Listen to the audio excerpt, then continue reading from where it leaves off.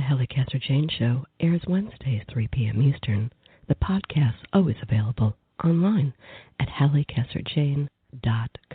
The other thing that surprised me is that some of them were somewhat out of touch with reality. You know, I asked Stephen Baldwin whether or not he supports Trump's proposal to block Muslim entry into the country, and he wasn't aware of Trump's proposal to block Muslim entry into our country, and he didn't even seem to believe me when I told him about this proposal. And then I spoke with Tila Tequila, and I asked if it bothers her that Trump has been very vocal about denying global climate change, denying the existence of man-made climate change. And she was very insistent that climate change is not real, and her reasoning is that she likes the weather. She thinks the weather is quite nice. She looks at the clouds regularly, and she's happy with the weather, which to her, you know, suggests, there cannot possibly be any climate change on the horizon.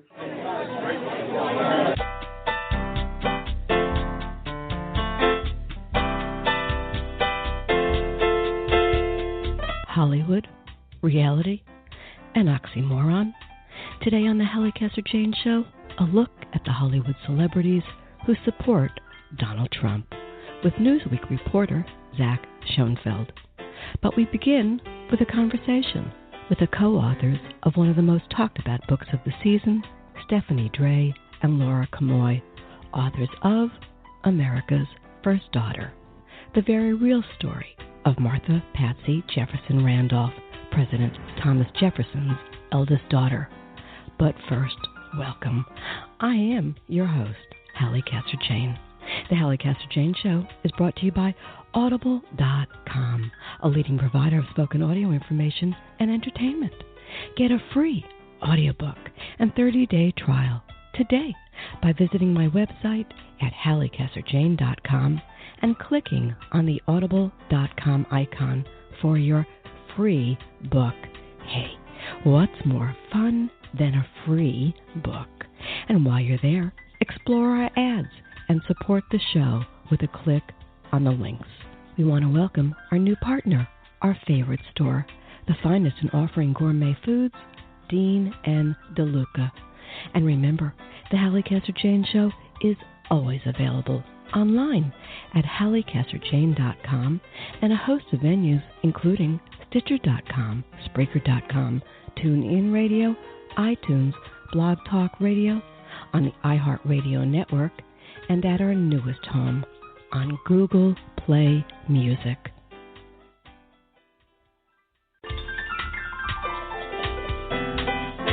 Compelling, fascinating, engaging.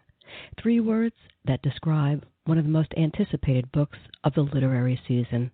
And what could be more timely as we navigate our way through the 2016 presidential election than Stephanie Dray and Laura Kamoie's new book, America's First Daughter.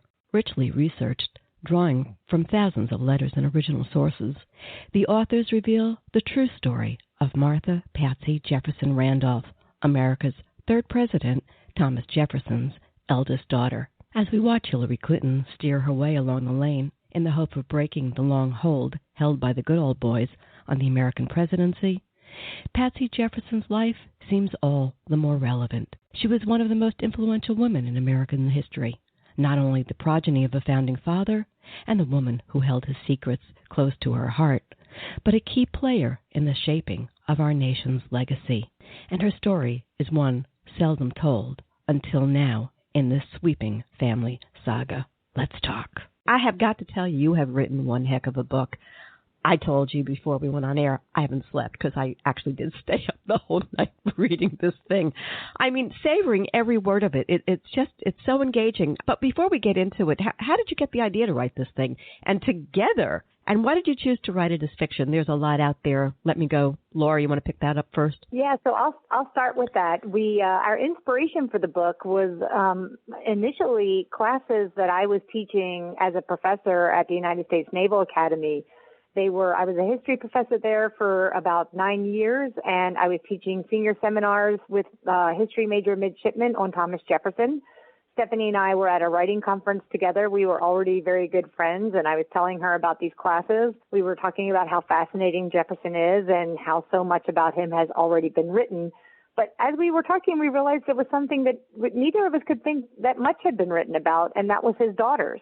And we thought, well, what an interesting perspective that they would have, that they would be able to help us make someone who's this monumental founding father figure into a more relatable father. So we raced back to our hotel room that night, and we were up until 4 o'clock in the morning beginning to look at this topic.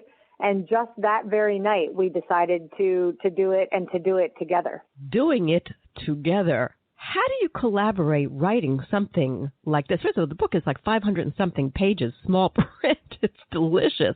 But I mean, that's a real.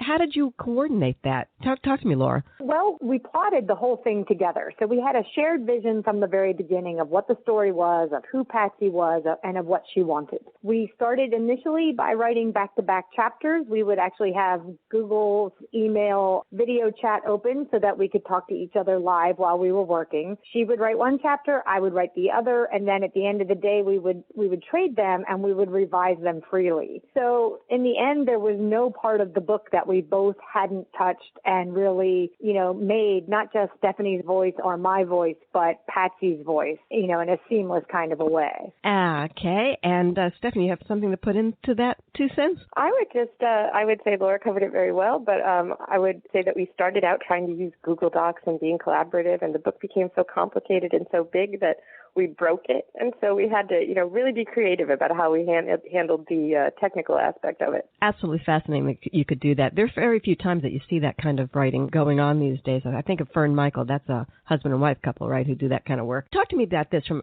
America's First Daughter tells the story of America's third president, Thomas Jefferson, and his daughter, as you named her, Patsy.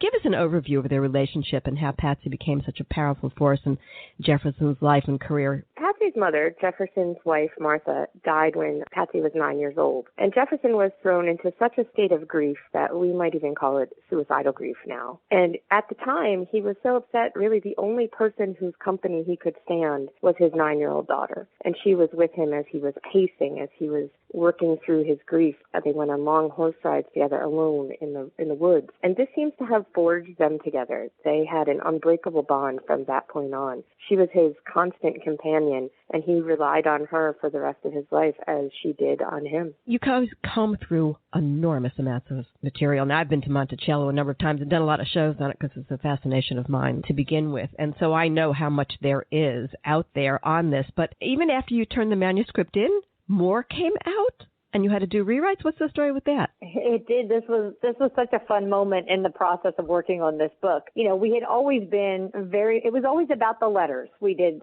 an exhaustive amount of research and about 18,000 letters available to the National Archive. We thought we had covered it all. And then about almost to the very end of the book, we were in galley proofs, which is the part of the book where you're just supposed to be looking for typos or mistakes, not adding anything new. We were at that stage when I happened to be on Facebook one day and saw a post from Thomas Jefferson's Monticello that about 50 new letters had been found. They're privately held. They had been given to Monticello to transcribe and to, research. And they had all this new information about Patsy's Paris years. And so we were hugely excited, but also a little nervous because now there was new material we hadn't looked at, and how might that have changed the story. But luckily, our editor at the publishing house is as big of a history geek as we are, and she let us read those letters and add that new material into the book at that very late stage of the game. So we like to say that this book, despite being a novel, really does include the absolute latest scholarship on this historical figure, and we were just thrilled and delighted to be able to do that. I'm fascinated by the fact that even now new material comes up, right? I mean, isn't all the time? Yeah, I love that. I think that's just really extraordinary. And why are these people holding back on so much of this stuff? I know. Where right? is it? Let's see the good. Exactly. Let it out. Let it out. Listen, so everything that you learned about Jefferson and Patsy, what was the one thing that gave you the best clue as to who she really was and gave you, I don't know, that key that sparked your ability to best portray her? What would be that one little nugget that you said, oh, that's her key. That's what motivates this woman or motivated that woman? So it's actually a moment that does not appear in the book. For us, we discovered that on Patsy's deathbed, we thought she was dying. She gathered her children around her, and she told them that the rumors about their grandfather and Sally Hemings were not true, that they could prove it with the farm book, and that they must defend his reputation when she was gone. Now, of course, most historians and the Thomas Jefferson Foundation believe that Jefferson fathered Sally Hemings' children, and we believe that as well. And we think it's impossible that Patsy would not have known that. She was so intimately involved in her father's life, it's not credible to us that she couldn't have known. So the idea of a woman who would choose to lie about this in what she thought were her last breaths on earth seemed to be a really huge revelation about her character. And we wanted to know what makes this person, what makes a girl grow into this woman who would spend her last breath on this. Yeah, I think that is interesting, isn't it? And let's explore that, and let's get there by going down a couple of rat holes with me, and I think we will get there as to maybe even an answer to that question, or as best one is able to answer that. She lost her mother, as you guys said, at such an early age, and before she knew it, she was accompanying her father to Paris when he was minister to France, where he sent her to a convent. He who believed in religious liberty, I thought that was interesting, to be properly, I guess, educated. She was witness to the burgeoning French Revolution. How did this mold her character, this aspect of her life? Either one. Whoever feels most comfortable answering, I'll go with you. Well, I mean, she was her father's constant companion, and so the trip to France, I think, first of all, really cemented that part of their relationship.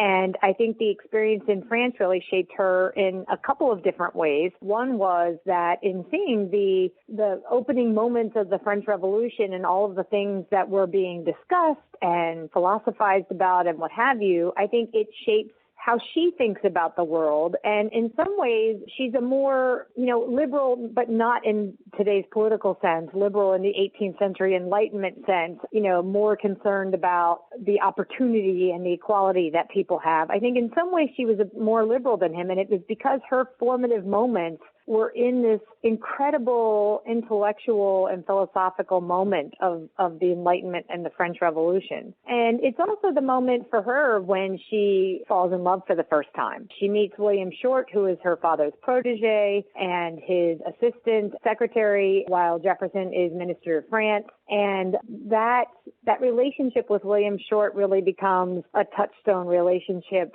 for Patsy throughout her entire life and throughout the book. And yet, at one point, she wanted to be a nun, and her father discouraged her. Yes, so, the interesting thing about the convent school is that it was this incredible community of women and about women, and that wasn't something for which there were many opportunities in the 18th century world. So she had these amazingly close friends. There was the intellectual component of the education. And Patsy, I think, was probably more spiritual than her father was, or more religious maybe would be the better word than her father was. And so she really does consider this idea of taking her vows. And of course, when she tells that to her father, he pretty much shows up the next day, packs her up, and takes her out of there.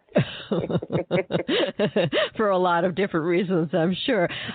Listen, Monticello, first of all, those of you who have never been there, if you go to any presidential home, that'd be the one you want to go to. It is such a genius work of art, and it is such an insight into who Jefferson was, right, guys?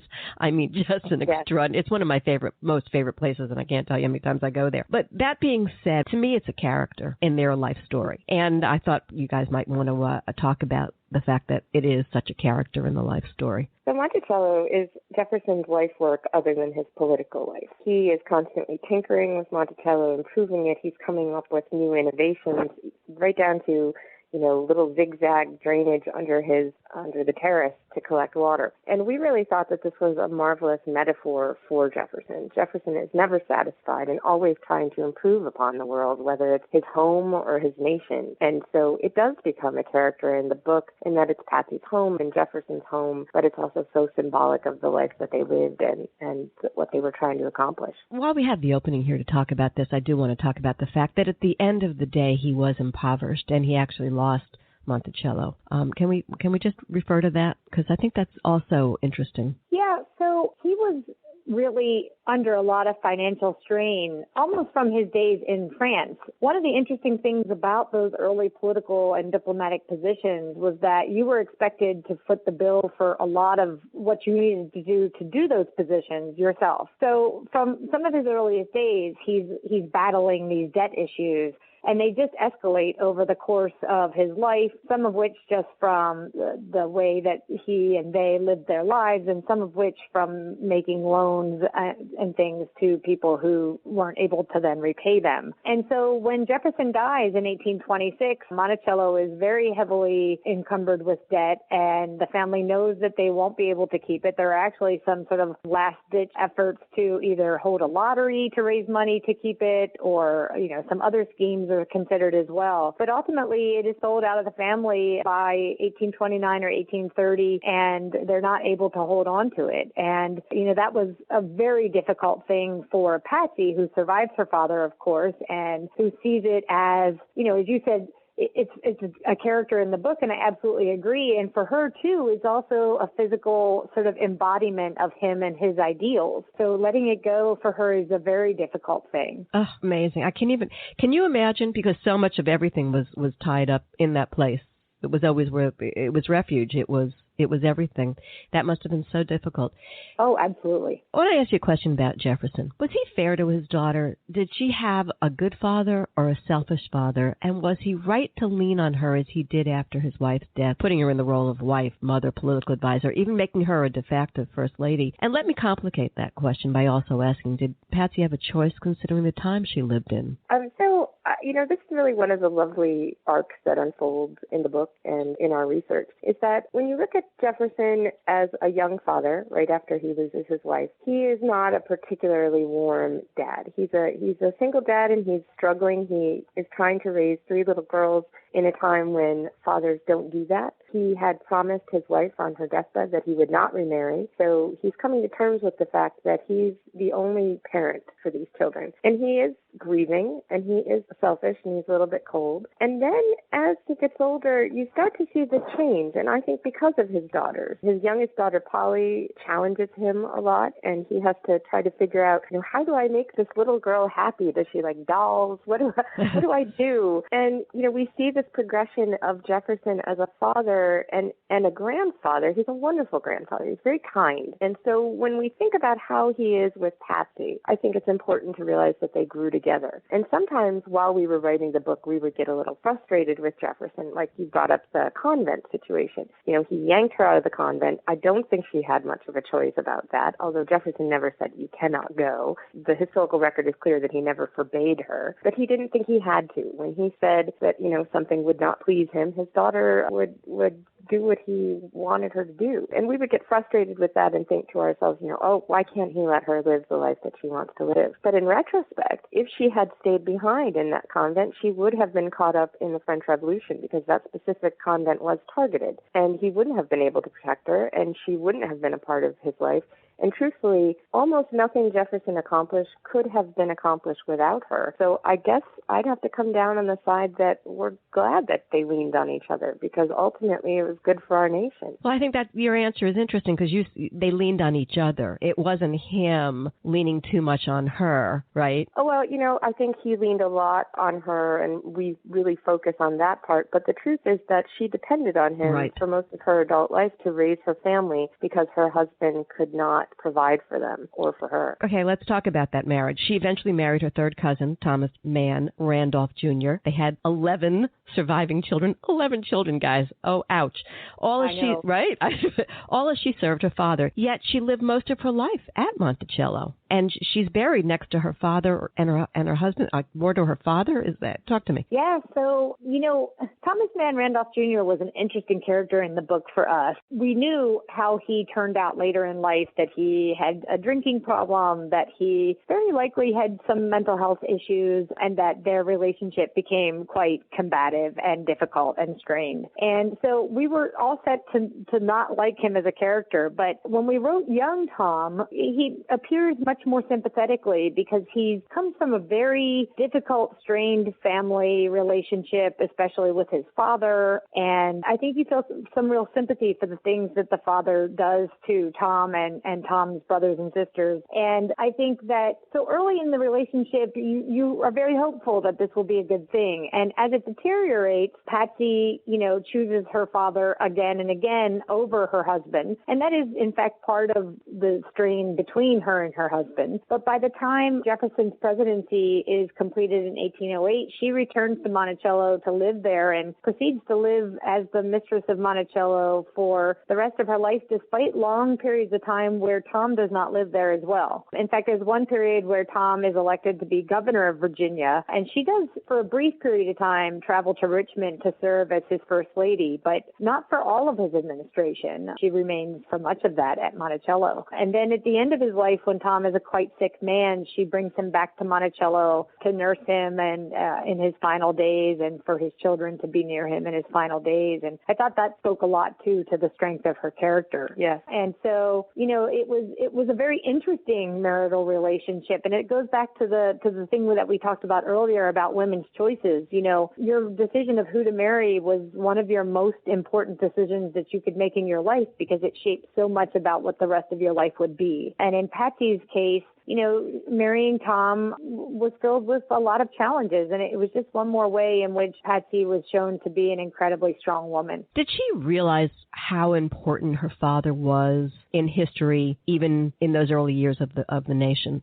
Did she understand what she was protecting in terms of the politics of it? I think she did, in part because she went to France with her father, and he was already honored there. The Marquis de Lafayette had two frames in Ron, one with the Declaration of Independence, and the other one was blank, and he said that he wanted them both to stand side by side once the French Declaration of Rights was written, like proud brothers. And that's sort of a testimony to the fact that the French already honored Jefferson's authorship of Declaration of Independence. They already honored his Enlightenment ideals. And so I think it would be hard for a little girl to grow up not realizing that her father is so important and so beloved because of his mind. So the devotion to her father was, one, because her mother asked her, two, because her father needed her, but three, there was a certain amount of patriotism involved in all of this that ran through this family. Yeah, in some sense, this book is a book about family devotion and sacrifice. The Jeffersons were extremely devoted to each other and to the new nation. They made sacrifices for each other, and they also made sacrifices to bequeath us a more perfect union. Fascinating people. Don't you wish you could have spent some real lifetime? Oh, definitely. I mean, oh, my gosh, you don't meet a whole lot of those kind of folks. She had her 8th child, by the way, in the White House, the first person to give birth there. I think that's pretty astonishing, right? It is. It's very interesting. I mean, it's just one more way in which Patsy Jefferson was America's first daughter. And how did the papers treat her, by the way? The papers of the time. So she did not end up in many newspapers, but she was mentioned, and her sister, when the Sally Hemings story broke during her father's presidency. The newspapers were sort of specifically skewering him for putting before his daughters a very bad example and making their lives difficult. And we do know that her children say that this did hurt her and it impact her. Well, you brought up Sally Hemings. Let's go deeper into that. I can remember a few years ago when more of that story, I guess with DNA testing, came out. It still is a problem for a lot of folks, right? Talk to me a little bit about Sally, the slave girl who became his mistress and fathered more children with him. And this had to be a bone of contention in many ways. And we have to put this book in the context of the times. Jefferson was a slaveholder. They did live in the South. Talk to me. Yes, so Sally Hemings was pretty much the exact same age as Patsy Jefferson. They knew each other from a young age and grew up with one another. The relationship that most historians and the Thomas Jefferson Foundation at Monticello believe happened probably started during the Paris years when Sally accompanied Jefferson's younger daughter, Polly, from Virginia to Paris. It probably started during the years while Sally was in Paris. And from what everyone can tell from the existing record, which is pretty thin on this relationship, the relationship lasted 35 to 40 years, really all the way until Jefferson died in 1826. Together, they had 6 children, 4 of whom lived to adulthood. That made Jefferson the father of a total of 6 surviving children out of 13. And, if the relationship happened, which we believe it did, there's no way that Patsy would not have known about it. And in many ways, Patsy and Sally lived sort of parallel lives with the same man, Thomas Jefferson, at the center. And so, it's difficult for a lot of reasons, both then and now, to think about this relationship. But, these were things that would have been common under the institution of slavery, just not spoken of in polite society. Right. She was in the thick of the political times. We always have to keep her story in perspective of, at the time that she lived and the political times that she lived. She knew 8 of the 9 first U.S. presidents and was a friend of John and Abigail Adams, James and Elizabeth Monroe, Dolly Madison. Oh, boy. She was a woman fortunate to find herself in the right place at the right time. But she also appeared to navigate the world she was in quite wisely. Shrewd, tough. What was at the core of this woman? We really think that she had a lot of grit. She was very shrewd. She could be funnier than her father. Her letters occasionally will give you a chuckle, whereas his seemed to be very serious. But she's really a gritty survivor. I mean, in this book, we are able to show not even the entirety of the things that she lived through.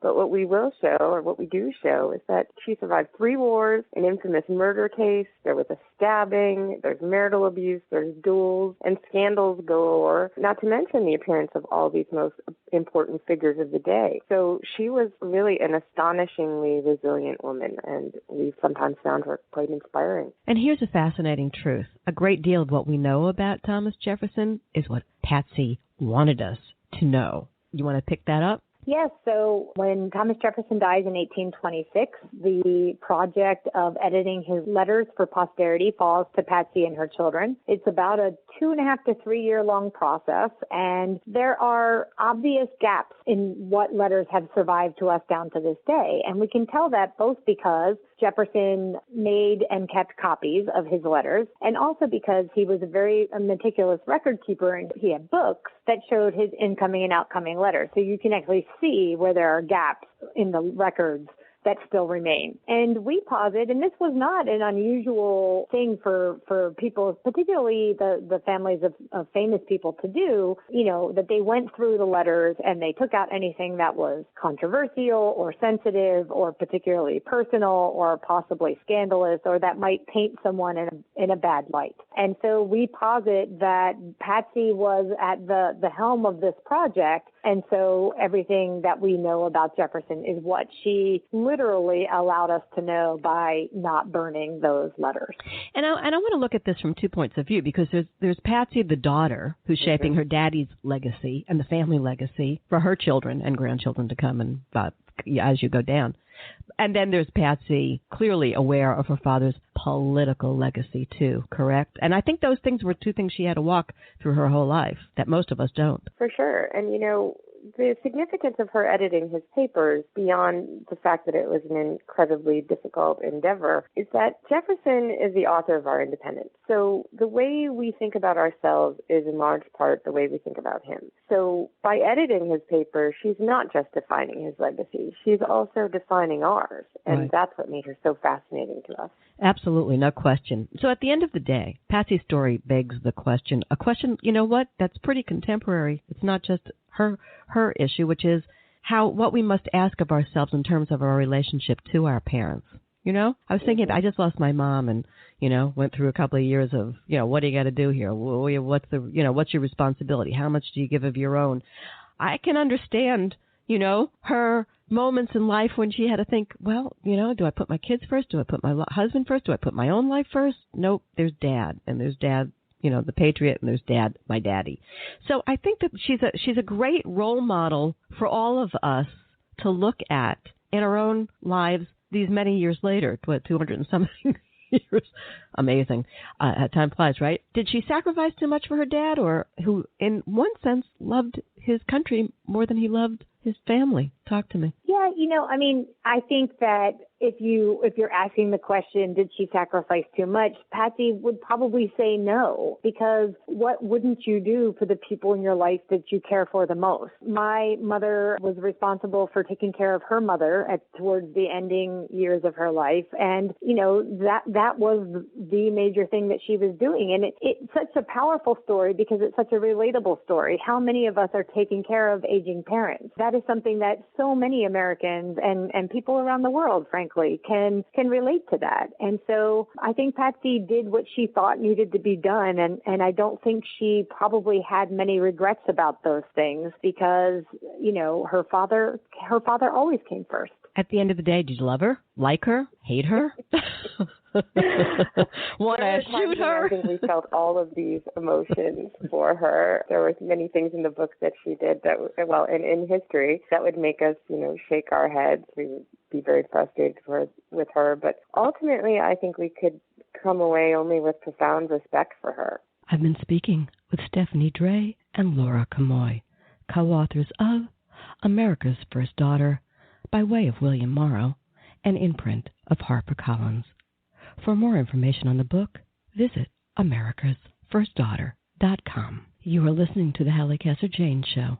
My guests today are Stephanie Dray and Laura Kamoie, co-authors of America's First Daughter, and Newsweek journalist Zach Schonfeld, whose latest piece is 14 Celebrities Explain Why They Support Donald Trump or Not. We'll be back in a minute. Stay with us. Hi, this is Halli Casser-Jayne. Are you enjoying the show? I hope so. And I hope that you'll tell your friends about it and help us grow our family. How can you help? That's easy. Share the link to the show with your friends or my show's player. And I would love it even more if you'd recommend they visit my website at hallicasserjayne.com. I look forward to seeing all of you there. Zach Schonfeld is a senior writer for Newsweek. Previously, he was an editorial fellow for The Wire and an editor for PopMatters.com. He's a graduate of Wesleyan University and a recipient of an Olin Fellowship to study historic preservation. His writing has also appeared on the AV Club, Rolling Stone, The Nation, Time, The Atlantic, The Rumpus, Noisy, and other publications. His latest piece in Newsweek is 14 Celebrities Explain Why They Support Donald Trump or Not. A fascinating read for more reasons than the obvious. Let's talk.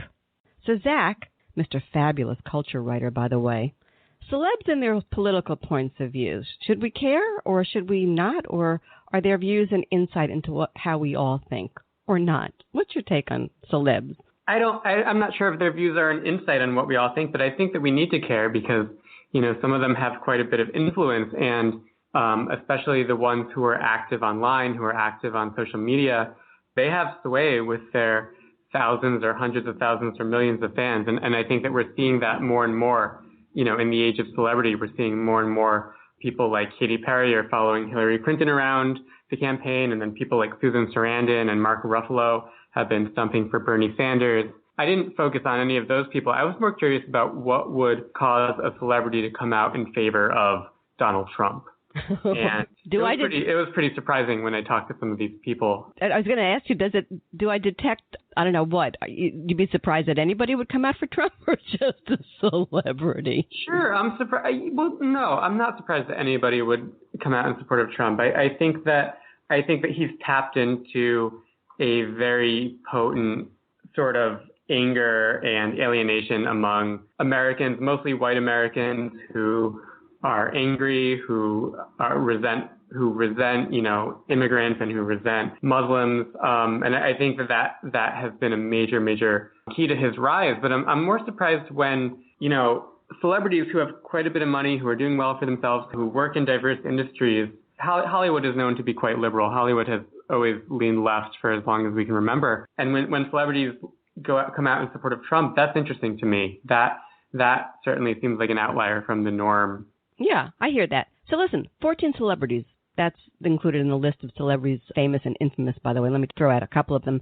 Actor and less famous brother of Alex, Stephen Baldwin, singer, pop star Aaron Carter, rapper Chingy, disgraced reality TV star, motorcycle customer, and heartbreaker of his third wife, Sandra Bullock, and more, which we'll talk about. But you're a reporter for one of our most prestigious magazines.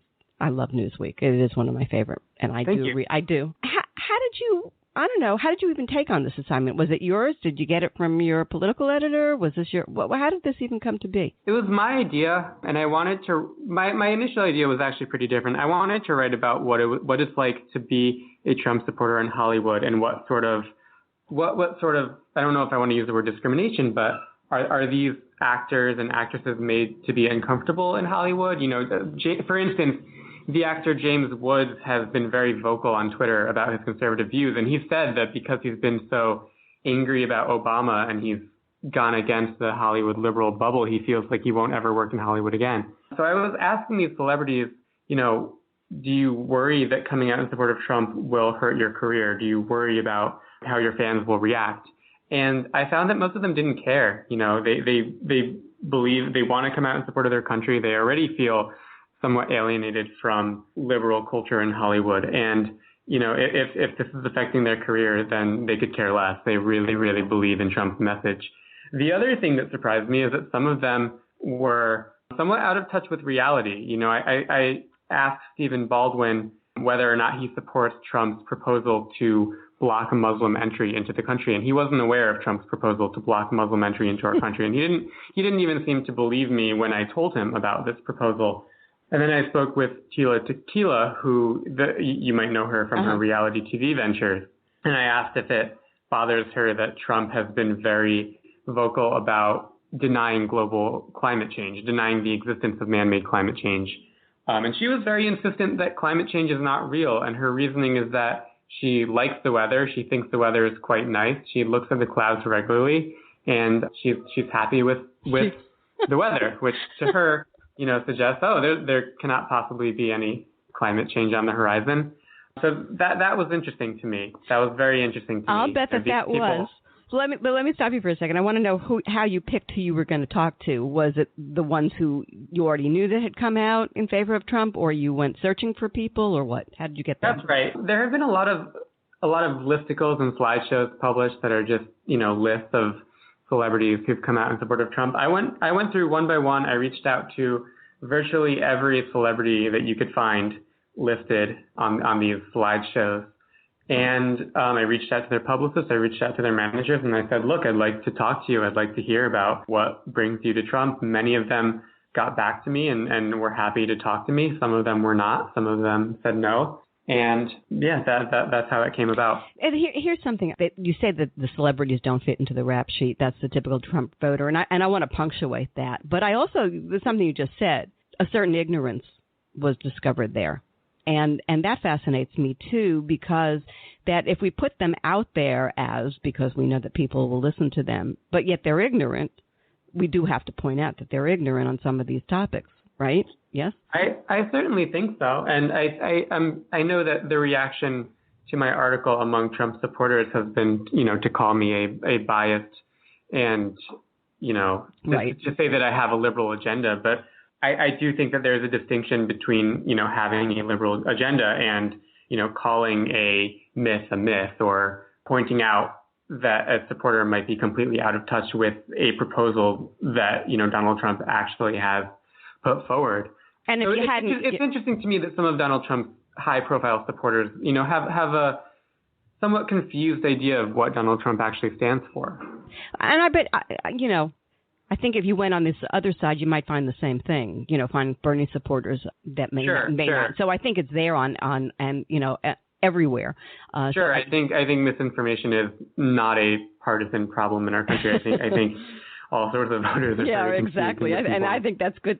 That's good to point out. You know, there's another thing that I think is interesting in this. I was surprised that you got to so many and so many were willing to talk and that so many have been talking right along. Because, you know, in the general public, and I've talked about this, in fact, with your political editor, Newsweek, Mr. Cooper, and Matt and I talked about this, the fact that there's a whisper campaign that is around Donald Trump. I can't tell you how many people say, don't tell anybody, but I'm voting for Trump. I don't want the world to know. Right. And yet you don't see that so much with celebrity? Yeah.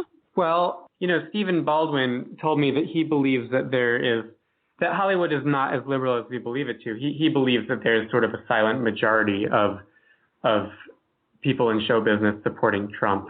And I find that interesting because, you know, these people are not being silent. They're quite the contrary. Right. Absolutely. There may be something different to it. But I think what you said is interesting. I think that a lot of what Donald Trump has shown is that, some elements of his campaign and of his style of discourse are perceived to be beyond the pale. And if you want to support that, then you need to be quiet about it. Right. I don't know. It's a phenomenon that I'm not used to having run across before. That's something that I can say to you, and I can't tell you how much I've run across it. It's terribly interesting. But something is changing in my neighborhood in Florida, which I find very fascinating, and that is the same people who 3 months ago were saying don't tell anybody that I'm voting for Trump now have Trump signs on their lawns, and this is an upper class neighborhood of Wow. Florida. So how interesting is that? Well, throw that out. But when we get back to this thing about Hollywood. And it being a monolith there aren't any Republicans, but there are. Certainly are. This is just like laughing about this, but Arnold Schwarzenegger, he's not in power anymore. The big ones, Reagan dead. I mean, think about it. Nixon gone. Who?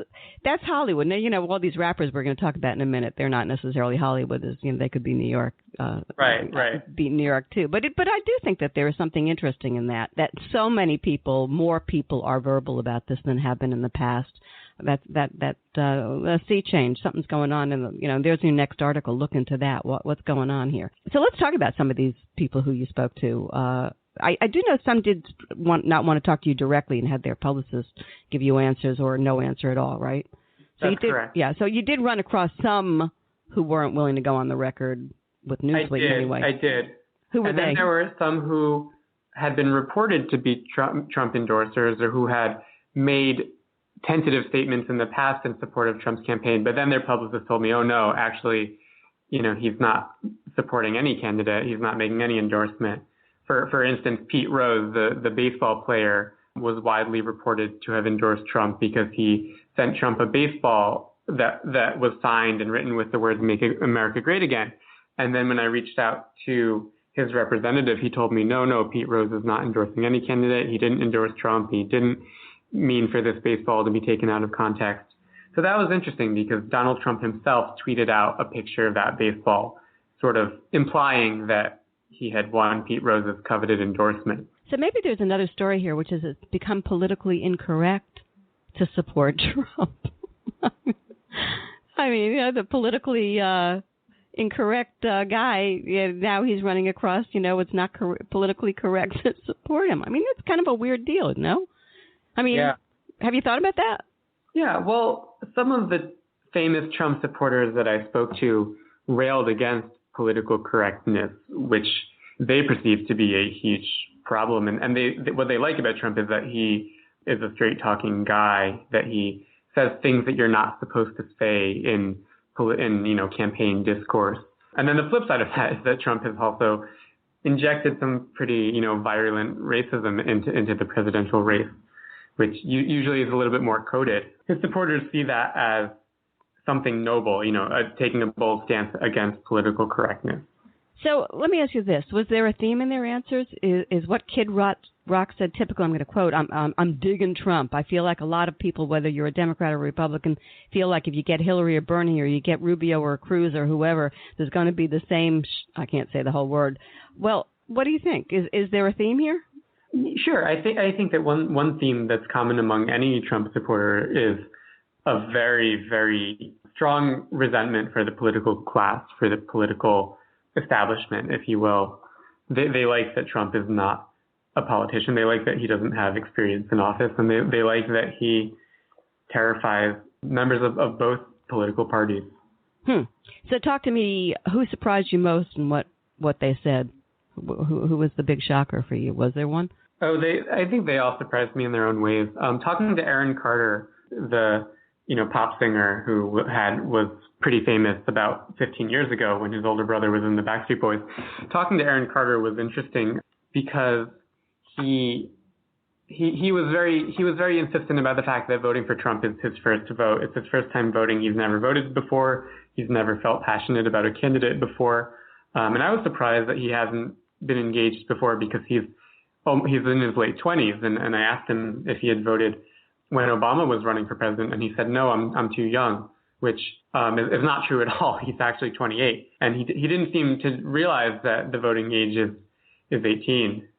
So some of these answers were very, very surprising to me. Give me more. Give me more. Tell me more, because I know my audience wants to hear. Sure. And Aaron Carter also seemed a bit confused about some of Trump's policies. He claimed that he was very uncomfortable with the fact that Trump has not been at the forefront of LGBT rights, and he claimed that Trump actually did support gay marriage in the early 2000s, which is patently false. So that was surprising. And then I mentioned Tila Tequila, and I mentioned her stance against the environment. And when I asked Tila Tequila which of Trump's specific policies she supports, she said that she likes him because he's an anti-vaxxer, because he believes in a link between vaccinations and various diseases, particularly autism, which has been widely discredited by scientists. But not only that, it's not even a major part of Donald Trump's campaign. So Zach, got to stop you. What do you think is going on here? Are they using it for PR for themselves, or? Some of them are. Aaron Carter made a point of telling me about his new single. And then I also, Tila Tequila has a long history of supporting conspiracy theories and making fairly outrageous statements. So she's a mini Trump. I guess you could say that. A mini Trump. Yeah, no, I mean, to me, this all seems kind of strange. Mm-hmm. Here's another strange, okay? Only 14? Is that all you could find? Well, those are the ones who are willing to talk to me. Certainly more than 14 celebrities have endorsed Trump. Well, how many? That's one thing that I haven't heard a lot about. I haven't heard these. Now you're hearing a lot of they're not going to support Hillary, and all these great people who were big Hillary supporters are now, going, it's not cool to support Hillary, so I think we'll go with the Bernie. We're feeling the burn. But on the Trump thing, that's something else altogether. I'm not sure I'm hearing all that many celebrity backers. And I don't know what we even call it. Define celebrity today, because it's a weird term. It's not like it was. It is a weird term. Yeah. And I don't have a scientific definition for you. But true. It's not that many. And which is why I found the topic interesting, because these people are all outliers in their own way. There was a theme in this, though, that I thought was interesting. And this part I have read elsewhere as well, and that is people who actually know Donald Trump, unlike most people, they literally know Trump, all say he is the nicest, most giving, kindest guy. And so did some big heart, and so did some of the people who you interviewed for this. Talk to me about that. That's right. Jesse James told me he has a big heart and he really cares about people, and told me anyone who's met him and spent any time with him knows he's a good dude. That's interesting, because of all the impressions that Donald Trump gives you from his public persona, I don't think gentle and friendly are the first words that come to mind. He's very abrasive. He's very aggressive. He can be outright insulting, both during debates and on social media. So I found that interesting. There are many different sides to Donald Trump. There's the private Donald Trump, and then there's the public Donald Trump. And you never know who you're going to get. And we don't know who we're going to get if he's in the White House either, I don't think. Well, I don't know that any of us, until maybe last night on CNN, or the night before, with his family. Did you see that? Did you watch that? He had, all of his kids on, and they were interviewing him as a family man. I don't know if you. No, I didn't see the clip, but I did hear that his kids are not registered to vote for him. Right, and I don't know what that means, other than to say he probably couldn't have voted for himself a year ago. He had to switch parties. I mean, come on. But I mean, you did see a different side of him in that interview. I was utterly fascinated by the fact that he actually sat there and didn't talk, Zach. He looked. He looked as if he was the third party in the room going, who are they talking about? Are they talking about me? And they were all going to town. It was lovely. And that was probably his most honest moment, and I didn't see one writer write about maybe his most honest moment. He was embarrassed by it, and you could see it in his face, and I thought that was fascinating. So maybe we don't know him. And one wonders whether he's going to be able to pivot to the presidential persona that his family and everybody else seems to want him to pivot to. I don't know, you're of a different generation. Does it matter that much to somebody like you as to whether or not he appears in the old quintessential definition of presidential? I think it matters. I think that his tone is very abrasive, and I think that he has managed to infuriate and alienate many demographics of people who aren't on board with his campaign, particularly young people and particularly women who overwhelmingly have an unfavorable view of Donald Trump. But then some of the endorsers who I spoke to, they didn't talk about him having a gentle side or him having a big heart. They talked about how they like his abrasiveness. For Scott Baio, the actor, told me that he believes that Trump is the only Republican candidate who is aggressive enough to go against Hillary Clinton and to win.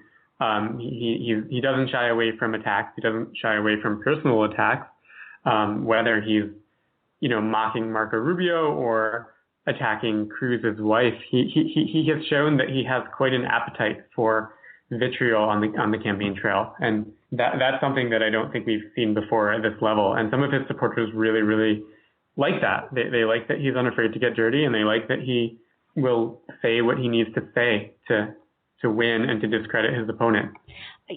Fascinating, and it's kind of breaking away from just your story alone, but maybe not. And that's this. I mean, there seems to be at this point something very sad in what happened here, and that is a lot of America is amazingly angry, and somebody missed it, and here we are. I don't even know if Trump knew going in that he was going to tap into that anger. I think he tried something, he went for it, it worked, and it escalated. But there is anger. Phenomenal to me, though, that these people who you interviewed aren't the people who have a reason to be angry. Right. That's something that I was really getting at. These people are not struggling, at least not economically speaking. They have wealth, and they have somewhat glamorous careers, and they have, mansions, and they don't fit the demographic profile of your typical. And rappers supporter. Being people of color, who he has. Sorry? And rappers being people of color.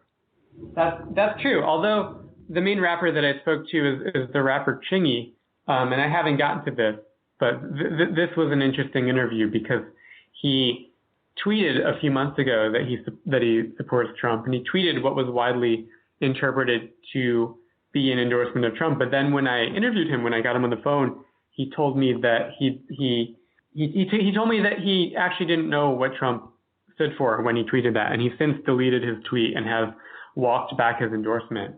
He told me that he was reading about the good things that Donald Trump had said that he wants to do, but he wasn't aware that Trump had made some inflammatory comments about Muslims and Mexicans. He wasn't aware that Trump has fired up a lot of racial resentment. And once he became aware of that, he decided that he could no longer endorse Donald Trump. Well, so there's a switch, but then it gets back to what we were talking about earlier, where there are a lot of people who really don't even know what Trump is all about, other than his bluster and his boldness, right. which in and of itself, obviously reflects back to these people. It's like he's mirroring what is in the gut of a lot of people in America right now. Maybe it isn't all economics. Maybe that's what we need to get to. Maybe it's not about economics solely. Maybe there's another kind of anger that's bristling inside of people that we need to explore, that he's tapping into. We assume it's economics, but then you talk to wealthy people, they find another reason to like what he's saying. So I'm sure there's all the above, but what any thoughts on that? Your article may have opened up a whole new avenue to go down. Mm-hmm. I think there's a lot of anger among his supporters, and I do recognize that anger is not. It doesn't always fit into predetermined demographic profiles. Yeah, fascinating. That being said, his base of support does tend to be very, very white, very, very male. These are things that have been widely chronicled, that he has a very low base of support among women, for instance. Right. Get that. No question about it. But then I think you can get into another discussion on that issue, because I think that's a Republican problem, period. That is a Republican problem, period. Yes. Yeah. So it's not just him. And the other side of that we could go on very quickly is many people are doing a darn good job of trying to take him down, the establishment. If they had put all that effort into taking Hillary down, she wouldn't be where she is today. But they're sure being a little bit more successful with Trump right now. Would you agree? Mm-hmm. Yeah. And I think that's fascinating, that in and of itself. Are you talking to people like Mitt? You're referring to people like Mitt Romney coming out against Trump? Listen, there are a lot of groups that are funding this, take down Trump, no Trump, right? And I think it's been highly successful, and I'm a little astonished, to be honest with you, that it's been as successful, and he isn't responding quick enough, which makes me wonder personally, how smart is this guy really? Although he still does appear to be the front runner. Well, but more because of what he did in the past, not because of what he's doing now. Right. And Zach, maybe this is a question we should explore really quickly, which is, he's the front runner, but is he the front runner necessarily because of who he is at this point, more than for what he stands, or for what he stands for? But he's the front runner because he's answering a question that nobody else is answering. Therefore, where do we go? These people are sticking with him because he's the only one who's singing their tune. Mm-hmm. Are you thinking? Yeah, I think that's an interesting point. I think that I think that he's probably gotten further than he ever imagined he would get, or at least that's what some of his associates have hinted at. And I'm not sure even he knows what's next. I don't know how. Yeah. Right. It was a train that went down a track and took off at breakneck speed, and I don't think he ever expected to be where he is. I don't think he anticipated any of this a year ago, absolutely. Or a little less than a year ago when he declared his candidacy. Right. Another article for you, because I think that's to be fair to him, which I don't think that the media has been always fair to him. I do think that that's a fair thing to explore. Hey, I wasn't prepared. Now I got to clean it up. Now I got to catch up. Oh my gosh, who knew that I was going to go get where I wanted to go? And this is one of several reasons that I think some pundits have made a point of drawing a parallel between his campaign and Bernie Sanders' campaign, insofar as Bernie has also gotten further than pretty much anyone anticipated. Yeah, the difference between he and Bernie is that Bernie was a politician. He doesn't. The differences are tremendous. Right. We didn't want to think he was he doesn't want us to think he was a politician. But the guy's been in Congress how long? I mean, come on. Of course. I mean, he knows the drill. He knows the game. He knows the whole thing. I don't want to seem to equate the two men, right, because that would be, hugely irresponsible. They are so different. But they both have gotten further than we imagined a year ago. Absolutely. Absolutely. You think that Bernie can take it? I don't think the chances are high, but I also don't think that it's outside the realm of possibility. And Cruz, you think Cruz can get it? I think so. Yeah, so that's fascinating. I'll have to have you back to talk about, do an article about Cruz, and we'll talk again. Zach, you're a celebrity, right? You write for one of the greatest magazines that this country's putting out these days, Newsweek. So who are you voting for? You willing to go on the record? Who am I voting for? Yeah. Would you vote for Trump? I will not vote for Trump. I will tell you that much. I would never vote for Trump. Okay. But you're not going to tell us who, huh? That wouldn't be fair. I've been speaking with journalist Zach Schonfeld. His latest piece for Newsweek, 14 celebrities explain why they support Donald Trump or not. For more of Zach's work, visit newsweek.com. Thanks so much for tuning in to the Halli Casser-Jayne Show, a production of Resec LLC. Associate producer, Suzanne Probst. Music by Tony Rosales Jazz. Visit HalliCasserJayne.com.